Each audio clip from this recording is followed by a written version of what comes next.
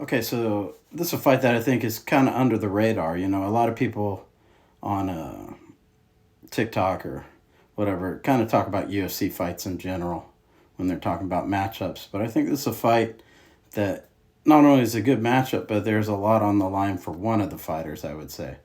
Maybe both, but definitely more for Stamp Fairtex. So you have Stamp Fairtex here versus Jihin Radzuan in the next one event.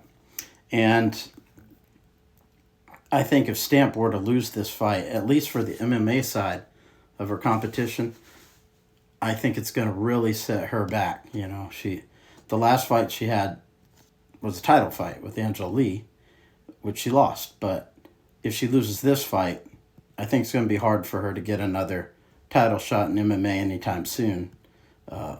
She can still compete in the Muay Thai side of one, of course, but it would set her back pretty far. And Radzuan, I was really impressed with her win over Itsuki Arata.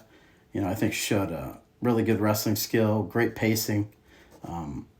Now, Stamp did fight another really good wrestler in Rita Fogat, but I think Radzuan is more adept to MMA than Fogat at this point in time, even though Fogat's a better wrestler, credentials-wise, than Radzuan.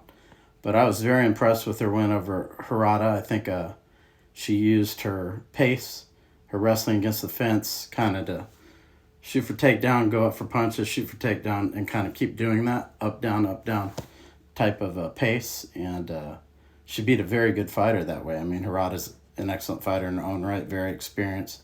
So I think this is one that has a lot of big ramifications, and also think it's an interesting matchup because Stamp is definitely good at MMA. I think her ground skills improved a lot. She's a very good stand-up fighter, obviously. So not only is this a great matchup, I think it has a lot of big ramifications for both fighters, but especially Stamp.